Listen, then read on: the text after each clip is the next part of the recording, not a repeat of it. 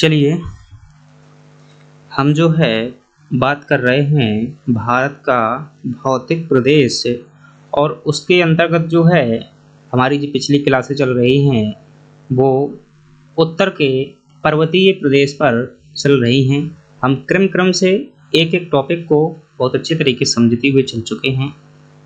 आज जो है हम इसके पहले थोड़ा सा बता दूं, हमने क्या देखा था, ट्रांस हिमालय के बारे में देखा था।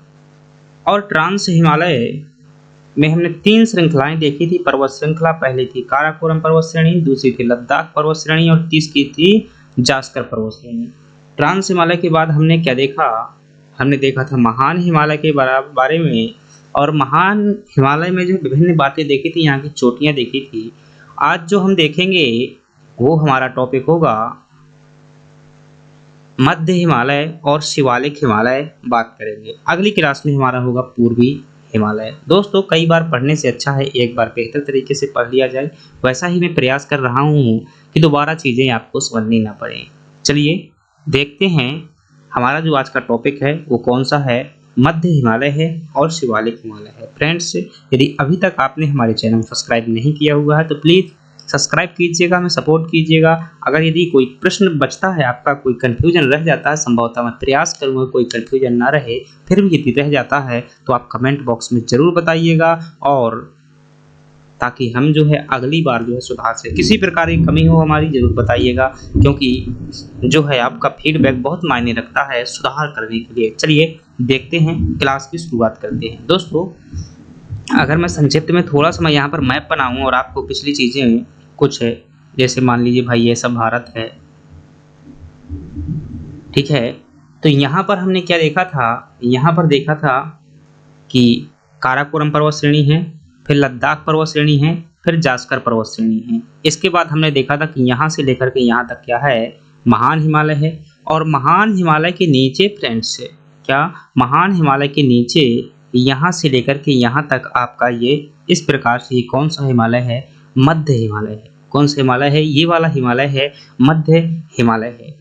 और इसके नीचे जो है पाकिस्तान के पोतवार के पठार से लेकर के इस प्रकार से यहाँ तक जो है आपका ये कौन सा है, शिवालिक हिमालय है, या इसे बाह्य हिमालय कहते हैं। चलिए देखते हैं, एक ये वाला देखते हैं, हम देखते हैं मध्य हिमालय के बारे में। फ्रेंड्स हम बात कर रहे हैं मध्य हिमालय की। अगर मध्य हिमालय में मैं बात करूं फ्रेंड्स, आपको इसमें क्या क्या पता होना चाहिए। एक तो यह दोस्तों ऊंचाई पर से मतलब मध्य में स्थित है, तो नदियों द्वारा इसे काट दिया गया है, तो इसे स्थानीय स्तर पर कई नामों से जाना जाता है। तो आपको पता होना चाहिए कि इसके स्थानीय नाम क्या क्या हैं। फिर आपको पता होना चाहिए यहाँ पर जो है दोस्तों नदियों द्वारा इस अनुप्रस्थ घाटियों का निर्माण किया जाता है, तो घाटियों के बारे में पता होना चाहिए। फिर आपको यहाँ से जो प्रश्न आता है फ्रेंड्स, मध्य हिमालय के बारे में एक करेवा भू आकृति के बारे में जो है प्रश्न पूछा जाता है। करेवा भू आकृति को लेकर के प्रश्न पूछा जाता है, आकृति को लेकर के प्रश्न पूछा जाता है। यहाँ पर फ्रेंड्स कुछ घास के मैदान पाए जाते हैं, मैदान को लेकर के भी आपका प्रश्न पूछा जाता है। साथ ही साथ यहाँ पर कुछ हिल स्टेशन स्थित हैं, उनको लेकर के प्रश्न पूछा जाता है। इतने में ही आपका प्रश्न आ जाएगा। चलिए देखते हैं मध्य हिमालय के। अगर दोस्तों एक अन्य नाम भी है इसका, अन्य नाम को लेकर कई बार प्रश्न पूछ लेता है। एक विभाजक रेखा को लेकर के प्रश्न पूछता है, कौन सी रेखा किससे विभाजित होती है। चलिए देखते हैं, एक भी प्रश्न गारंटी है, छूटेगा नहीं, बस अंत तक बने रहिएगा। तो हमने देखा था कि इस प्रकार से एक हिमालय देखा था, और इसका नाम क्या था फ्रेंड्स, महान हिमालय नाम था। क्या नाम था इसका, नाम था महान हिमालय। और महान हिमालय के नीचे क्या, महान हिमालय के नीचे इस प्रकार से दोस्तों एक हिमालय स्थित है। इस प्रकार से इसे ही हम क्या कहते हैं, मध्य या लघु हिमालय कहा जाता है। लघु हिमालय कहा जाता है, यही है आपको, और इसी को हमें जो है विस्तृत तरीके से पढ़ना है, मध्य या लघु हिमालय। दोस्तों मध्य या लघु हिमालय है, तो कोई ना कोई विभाजक रेखा यहाँ पर होगी जो महान हिमालय से विभाजित करेगी, एक रेखा यहाँ पर होगी और इसके नीचे एक हिमालय पड़ता है और उसका नाम है क्या दोस्तों, शिवालिक हिमालय। क्या पड़ता है, शिवालिक हिमालय। और शिवालिक हिमालय को ही एक नाम अन्य देते हैं, इसे बाह्य हिमालय भी कहा जाता है, क्योंकि सबसे बाहर की ओर स्थित है इसलिए इसे क्या कह देते हैं, बाह्य हिमालय कह देते हैं। दोस्तों एक विभाजक रेखा कहाँ पर होगी, आपकी यहाँ पर होगी, जो कि मध्य हिमालय को शिवालिक हिमालय से अलग करेगी। एक विभाजक रेखा होगी आपकी यहाँ पर जो महान हिमालय को, मध्य हिमालय को महान हिमालय से अलग करेगी। तो ये वाली जो विभाजक रेखा है यहाँ पर दोस्तों, इसे हम लोग क्या कहते हैं, इसे कहते हैं मेन सेंट्रल थ्रस्ट कहते हैं। क्या कहते हैं, एमसीटी, और इसे कहते हैं एमबीएफ। एमबीएफ पता होना चाहिए दोस्तों, ये प्रश्न आपसे पूछ लिए जाते हैं कि वह कौन सी रेखा है जो मध्य हिमालय को शिवालिक हिमालय से अलग करती है, वह कौन सी रेखा है जो मध्य हिमालय को महान हिमालय से अलग करती है। तो दोस्तों ये कौन सी है, आपकी मेन सेंट्रल थ्रस्ट है। और ये कौन सी रेखा है दोस्तों, ये है आपकी मेन बाउंड्री फॉल्ट। मैं लिख देता हूं यहाँ पर मेन बाउंड्री फॉल्ट, और ये है आपकी मेन सेंट्रल थ्रस्ट। तो इस प्रकार से आपको ये दो चीजें पता होगी। चलिए मैं एक पेज लेता हूं, उसमें चित्र बनाता हूं, सब चीजें उसी में जो है हम क्या कर देंगे, कवर कर देंगे। तो ऐसा मान लीजिएगा भाई, मैं अच्छे से थोड़ा सा बना देता हूं ताकि आपको चीजें क्या होनी चाहिए।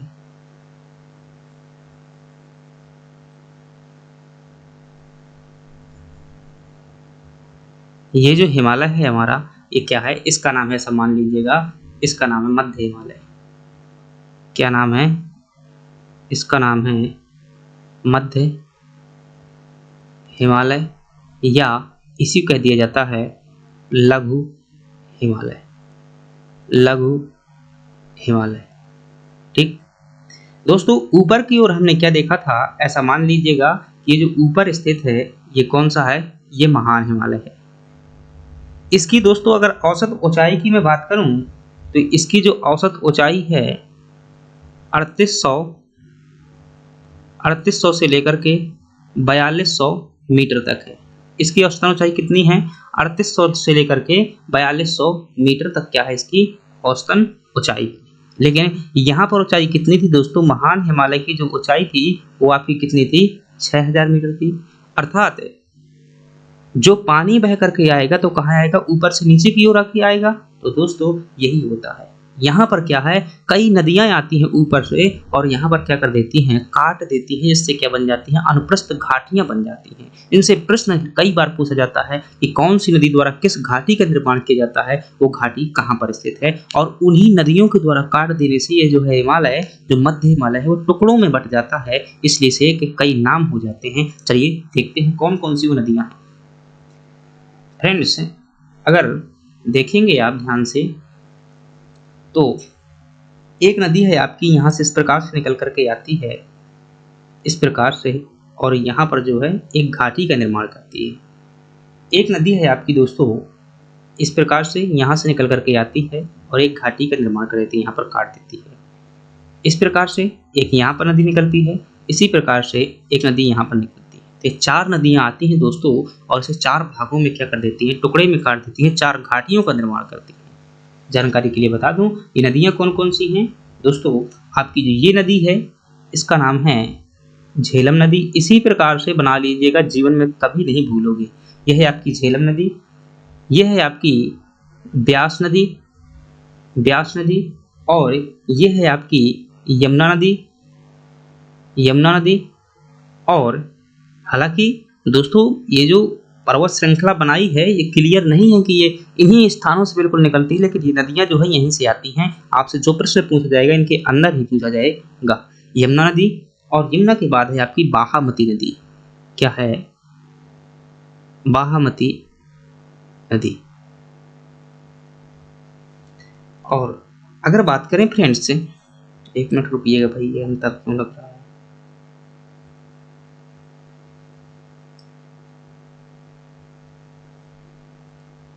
बाहामती नदी इस प्रकार से। फ्रेंड्स ये नदियां हैं और ये क्या कर देती हैं, आपकी घाटियों का निर्माण कर देती हैं। तो एक घाटी क्या बनेगी, यहाँ पर अनप्रस्थ घाटी बनेगी। एक घाटी क्या बनेगी, यहाँ पर बनेगी। एक घाटी कहाँ पर बनेगी, यहाँ पर बनेगी। और एक घाटी क्या बनेगी, यहाँ पर बनेगी। तो जो दोस्तों बाहामती नदी द्वारा निर्मित घाटी है, इसका नाम है काठमांडू घाटी। क्या नाम है, काठमांडू घाटी। यमुना नदी के द्वारा जिस घाटी का निर्माण किया जाता है वो है दोस्तों आपकी मसूरी घाटी। मसूरी घाटी। और ब्यास नदी द्वारा जिस घाटी का निर्माण किया जाता है वो है आपकी कांगड़ा घाटी। कांगड़ा घाटी, कुल्लू कांगड़ा घाटी इसे कह देते हैं। और यहाँ पर जो घाटी का निर्माण किया जाता है झेलम नदी के द्वारा वो है आपकी कश्मीर घाटी। तो ये फ्रेंड्स क्या है, आपकी 4 घाटियां हैं और क्या की जाती हैं, 4 नदियों के माध्यम से निर्मित की जाती हैं। एक तो आपसे प्रश्न पूछा जाता है कौन सी घाटी किस नदी द्वारा निर्मित की जाती है, कौन सी घाटी किस राज्य में स्थित है। दोस्तों अगर राज्यों की मैं बात करूं कौन सी घाटी किस राज्य पर स्थित है, तो आपकी जो कश्मीर घाटी है ये आपकी जम्मू एंड कश्मीर में स्थित है। कांगड़ा घाटी आपकी दोस्तों हिमाचल प्रदेश में स्थित है। मसूरी घाटी आपकी उत्तराखंड राज्य में स्थित है। काठमांडू घाटी आपकी नेपाल में स्थित है। कोई भी प्रश्न बचना नहीं चाहिए दोस्तों। इसी प्रकार से आप नोट्स बनाइए जिससे मैं बना रहा हूँ, यकीन मानिए जीवन में नहीं भूलेंगे। अगली बात करें दोस्तों, ये जो कांगड़ा घाटी है, ये जो आपकी कांगड़ा घाटी है, याद रखिएगा ये चाय के उत्पादन के लिए जानी जाती है। किसके उत्पादन के लिए जानी जाती है, चाय के उत्पादन के लिए जानी जाती है। और फ्रेंड्स अगर बात करें जो कश्मीर घाटी है, कश्मीर घाटी में दोस्तों याद रखिएगा बहुत महत्वपूर्ण बात है, यहाँ पर दोस्तों जो है माटी बहा करके लाई जाती है, तो यहाँ पर जो है मैदान टाइप का बनता है। कहाँ पर, कश्मीर घाटी में। तो एक यहाँ पर देखिए, ये थोड़ा सा मैं इसे मिटा देता हूँ, वही यहाँ पर यूँ मान लीजिए कि यहाँ पर जो है मैदान टाइप का क्या है बन जाता है। और इस मैदान को दोस्तों क्या कहा जाता है, करेवा भू आकृति कहते हैं। क्या कहते हैं, करेवा भू आकृति के नाम से जाना जाता है। इसे किस नाम से जानते हैं, करेवा भू आकृति के नाम से जाना जाता है। और ये जो करेवा भू आकृति है किस लिए जानी जाती है फ्रेंड्स, ये केसर की खेती के लिए जो है करेवा भू आकृति जानी जाती है। कहाँ पर स्थित होगी दोस्तों, जम्मू कश्मीर में जहाँ घाटी स्थित होगी। अब इसके दोस्तों स्थानीय नाम को लेकर के प्रश्न आता है कई बार कि कौन सा जो है कितने भागों में हिमालय बटा हुआ है। तो दोस्तों जो यहाँ पर जो है ये जो महान हिमालय है दोस्तों, ये महान हिमालय आकर के दोनों जुड़ जाते हैं एक बिंदु पर। उस बिंदु का नाम जो है दोस्तों ये दार्जिलिंग है। क्या, दार्जिलिंग में दोनों ही महान हिमालय और जो ये लघु हिमालय हैं दोनों जुड़ जाते हैं। ये प्रश्न भी कई बार पूछा जाता है कि दोनों हिमालय कहाँ पर जुड़ जाते हैं, तो दार्जिलिंग में जो है जुड़ जाते हैं। अगली बात की जाए दोस्तों, यहाँ पर घाटियाँ हो गई। ये करेवा भू आकृति क्या है दोस्तों, ये एक प्रकार की चिकनी मिट्टी से निर्मित मैदान है जो नदी द्वारा बहा करके लाया जाता है। केसर उत्पादन के लिए जाना जाता है और यहाँ पर केसर की एक विशेष किस्म जिसका नाम है जाफरान। जाफरान किस्म का जो है यहाँ पर केसर का उत्पादन होता है। अगली बात करें किसे किन किन नामों से जाना जाता है दोस्तों, विभिन्न नामों से जाना जाता है। जो फ्रेंड्स आपका ये वाला क्षेत्र है, यहाँ से लेकर के यहाँ तक का जो क्षेत्र है ये वाला, इसे किस नाम से जानते हैं, इसे जो है पीर पंजाल श्रेणी के नाम से जाना जाता है। किस नाम से जाना जाता है, पीर पंजाल श्रेणी के नाम से जाना जाता है।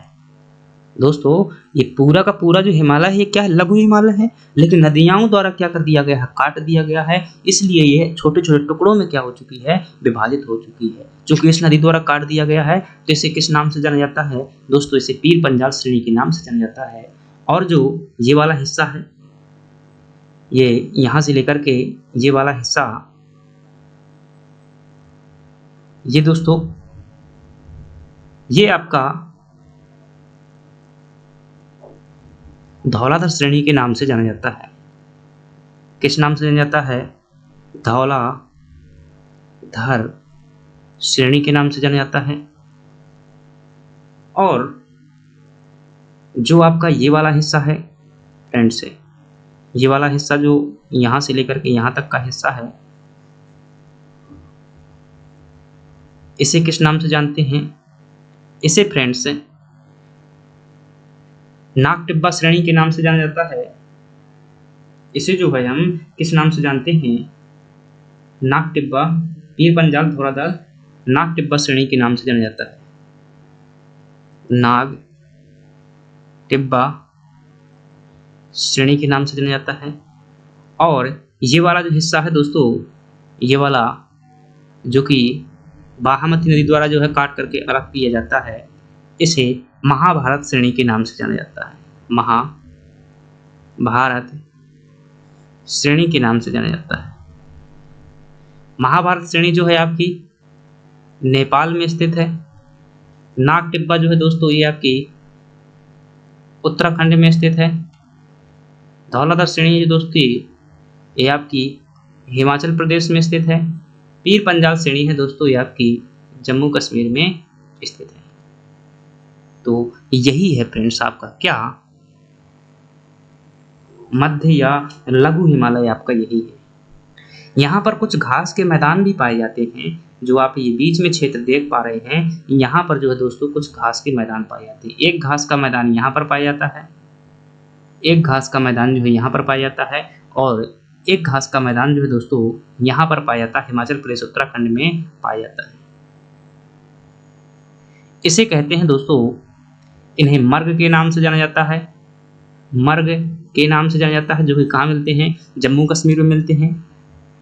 और जो यहाँ पर मिलते हैं इन्हें दोस्तों पयार के नाम से जाना जाता है। पयार या बुग्याल के नाम से जाना जाता है। अभी मैं इनकी अलग से नहीं लिखा दूंगा, चिंता मत करिए, समझ लीजिए, लेकिन मैप में क्लियर दिख जाता है तो पता चल जाता है। इतनी ही बातें हैं। अब यहाँ पर कुछ जो है अच्छे अच्छे स्थल स्थित हैं, जैसे पर्यटक स्थल स्थित हैं, जिन्हें स्वास्थ्यवर्धक स्थल कहा जाता है, जो प्राकृतिक रूप से काफ़ी समृद्ध हैं, तो वो कई बार पूछे जाते हैं, तो मैं उन्हें भी अलग से लिखा दूंगा। लेकिन कहानी पूरी क्या है, इतनी ही है। चलिए देख लेते हैं अगली स्लाइड में, अच्छे से आप नोट कर लीजिएगा, सभी बातें यहीं से जुड़ी हुई हैं। अब आपसे क्या पूछा जाता है फ्रेंड्स से? अगर आपसे पूछा जाता है, जैसे मैं वैसा ही भाई बना देता हूँ ताकि बेहतर तरीके से समझ में आ जाए आपको। तो ये माना कि क्या है भाई, हमारा जो है क्या है, ये मध्य हिमालय है। मध्य हिमालय में कुछ घास के मैदान यहाँ पर पाए जा रहे थे इस प्रकार से, और कुछ घास के मैदान जो है यहाँ पर पाए जा रहे थे इस प्रकार से। और दोस्तों ये जो घास के मैदान हैं, यहाँ पर जो है वो जनजातियाँ रहती हैं, जो कभी आपने देखा होगा भेड़ चराने वाले कुछ लोग होते हैं। अब वो जो है कई सारी भेड़ जो है हजारों की संख्या में लेकर घूमते रहते हैं, तो इन मैदानों में क्या है, पलायन होते हैं और स्थानांतरित होते रहते हैं। तो इनमें वो जनजातियाँ भी कभी कभी पूछ लेता है कि कौन सी जनजातियाँ कहाँ पर पाई जाती हैं। दोस्तों ये जम्मू कश्मीर में जो है ये जो घास के मैदान हैं, इनको जम्मू एंड कश्मीर में किस नाम से जाने जाते हैं? यह मर्ग के नाम से जाने जाते हैं। मर्ग, जैसे कि सोनमर्ग घास का मैदान है, सोनमर्ग। गुलमर्ग घास का मैदान है, गुलमर्ग। सोनमर्ग और गुलमर्ग घास के मैदान हो जाएंगे। और जो यहाँ पर हैं वो किस नाम से जाने जाते हैं? दोस्तों जो यहाँ पर हैं इन्हें बुग्याल या पयार के नाम से जाना जाता है। किस नाम से? बुग्याल या पयार के नाम से जाना जाता है। और ये दोस्तों कहाँ पर मिलते हैं? उत्तराखंड और हिमाचल प्रदेश में। जो आपसे प्रश्न क्या पूछा जाता है कि मध्य हिमालय में पाए जाने वाले घास के मैदानों को हिमाचल प्रदेश अथवा उत्तराखंड में किस नाम से जाना जाता है, तो आपको ये नाम बता देना। जम्मू कश्मीर में किस नाम से जाना जाता है, तो आप क्या बताएंगे कि मर्ग के नाम से जाना जाता है। यहाँ पर दोस्तों जो वो जनजातियों की मैंने चर्चा की हुई थी, कौन कौन जनजातियाँ पाई जाती हैं, तो एक ध्यान रखिएगा, गुज्जर जाति, गुज्जर जनजाति, और एक है बकरवाल जनजाति। क्या नाम भाई? बकरवाल जनजाति। ये क्या है? जनजातियां जो घास के मैदानों में निवास करती हैं। यहाँ पर अगर बात की जाए दोस्तों इन घास के मैदानों में, तो यहाँ पर एक जनजाति इसका नाम है बद्दी और एक जाति है जिसका नाम है भोटिया। तो ये जनजातियां हैं दोस्तों यहाँ पर पाई जाती हैं। तो फ्रेंड्स, ये घास के मैदान को लेकर कई बार प्रश्न पूछा जाता है, घाटियों को लेकर प्रश्न पूछा जाता है और स्थिति को लेकर प्रश्न पूछा जाता है, श्रेणियां पूछी जाती हैं, कौन सी श्रेणी जो है कहाँ पर स्थित है। तो हमने एक एक करके चीजें देख ली हुई है। अगर आपसे कुछ स्वास्थ्यवर्धक स्थल की मैं बात करूं, यहाँ पर दोस्तों कुछ स्वास्थ्यवर्धक स्थल पाए जाते हैं। जैसे कि आपसे पूछा जाए श्रीनगर स्वास्थ्य पटनी, जैसे एक स्थल हो गया भाई, ये एक हो गया, ये इसका नाम है श्रीनगर। अलग से पेज पर बात कर लेता हूँ कि हिल स्टेशन यानी हम लोग कह देते हैं, क्या कह देते हैं, हिल स्टेशन या स्वास्थ्यवर्धक स्थल। स्वास्थ्य दोस्तों ये वो स्थान होते हैं जो प्राकृतिक रूप से काफ़ी समृद्ध होते हैं, अच्छी हवा होती है, इसलिए इसमें स्वास्थ्य में क्या है इजाफा होता है, इसलिए स्वास्थ्य वर्धक स्थल कह दिया जाता है। अंग्रेज लोग यहीं पर ज़्यादा रहते थे। जैसे मध्य प्रदेश में पचमढ़ी का नाम सुना होगा, तो ऐसे हिल स्टेशन हैं, ये आपके कहाँ स्थित हैं, मध्य हिमालय में स्थित हैं और विभिन्न राज्यों में स्थित हैं। देख लेते हैं, जैसे कुछ आपके जम्मू एंड कश्मीर में होंगे, कुछ क्या होंगे आपके हिमाचल प्रदेश में होंगे, कुछ क्या होंगे आपके उत्तराखंड में होंगे और कुछ आपके क्या होंगे वेस्ट बंगाल में होंगे। यही राज्यों में क्या पाया जाता है, आपका मध्य हिमालय पाया जाता है। अगर आपसे पूछे कि जम्मू कश्मीर में कौन कौन से स्थित हैं, तो आप बता देना कि श्रीनगर स्वास्थ्यवर्धक स्थल और पाटली हिल स्टेशन, ये कहाँ पर स्थित हैं, जम्मू कश्मीर में स्थित हैं। हिमाचल प्रदेश में अगर आपसे पूछेंगे कौन कौन से स्थित हैं, तो आपको ध्यान रखना है शिमला स्वास्थ्यवर्धक स्थल, शिमला हो जाएगा आपका। दूसरा हो जाएगा धर्मशाला। तीसरा आपसे पूछे जो कुल्लू मनाली है, क्या भाई मनाली, कुल्लू मनाली कहाँ पर स्थित है, ये भी यहीं पर स्थित है। उत्तराखंड में आपसे जो सबसे महत्वपूर्ण है वो कई बार पूछ जाता है मसूरी। रानी खेत भी कई बार पूछ लेता है, रानी खेत, मसूरी हो गया, रानी खेत हो गया, नैनीताल हो गया, ये सभी कहाँ पर स्थित हैं, नैनीताल ये आपके स्थित हैं कहाँ पर, उत्तराखंड है। वेस्ट बंगाल में अगर बात करें तो एक ही आप याद रखना, दार्जिलिंग। और दार्जिलिंग में ही क्या कर रहे थे दोस्तों, महान हिमालय और लघु हिमालय दोनों आपस में जुड़ रहे थे। चाय उत्पादन के लिए ये भी जानी जाती है और सबसे पहले भारत में अगर किसी चीज़ की चाय को जीआई टैग दिया गया था तो यहीं की चाय को, दार्जिलिंग की चाय को दिया गया था।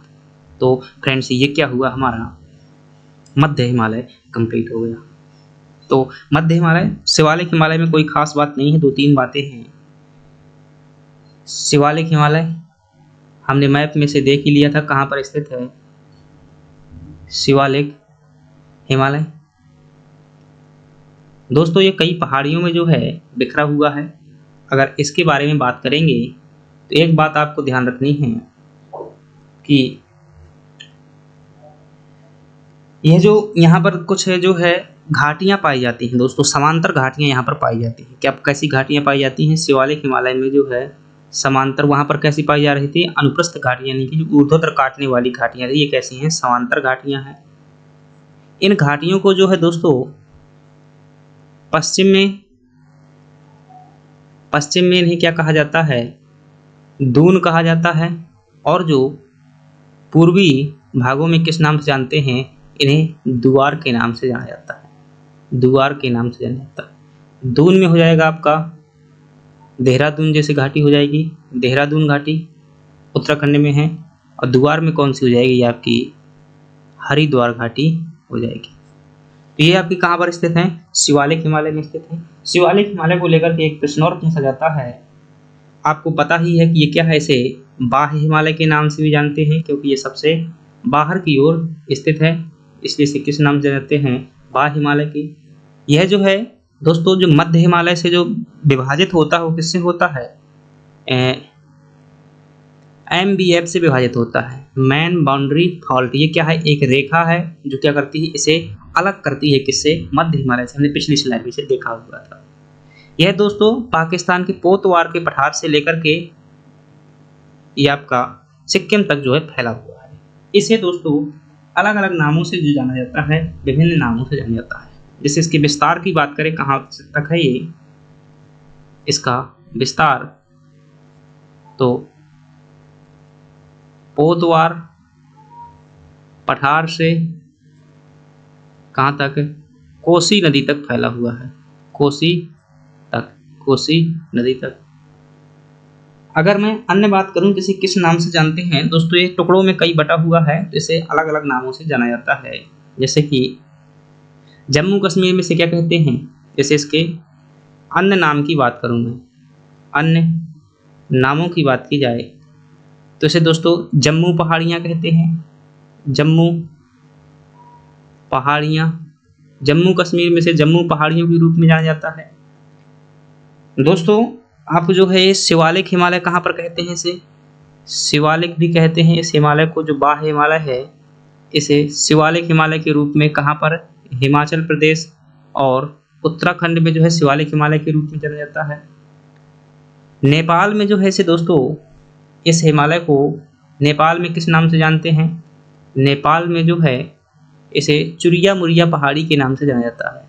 किस नाम से, चुरिया मुरिया पहाड़ी के नाम से जाना जाता है। थोड़ा सा मैंने अच्छे से नहीं लिखा है, जैसे मैं भाई थोड़ा सा अच्छे से लिख देता हूँ। जो है हमारा हिमालय है इसका नाम है बाह्य हिमालय।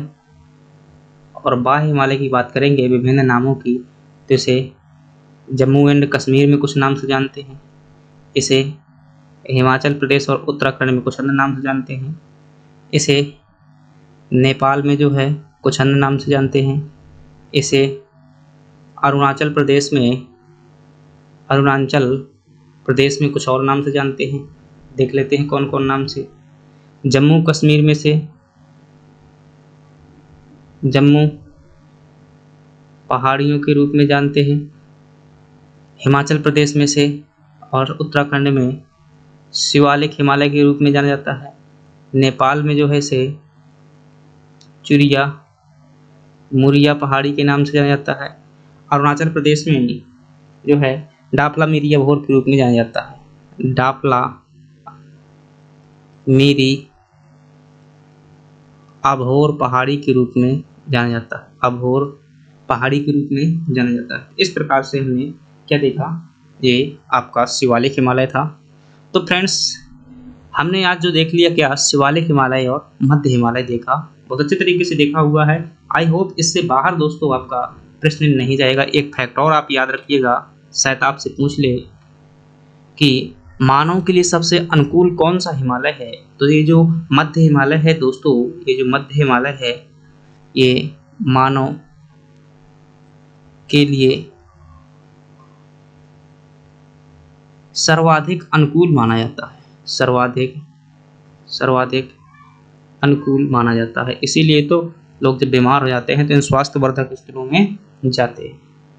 फ्रेंड्स तो ये क्या है आपका, हमने देखा इसके विभिन्न भागों को। आई होप यहाँ से इतने से बाहर जो है आपका प्रश्न नहीं जाएगा। चलिए दोस्तों, आपको अगर पसंद आई है क्लास तो कमेंट बॉक्स में एक बार प्लीज़ ज़रूर बताइएगा। अभी तक सब्सक्राइब नहीं किया चैनल सब्सक्राइब कीजिएगा, लाइक कीजिएगा। धन्यवाद।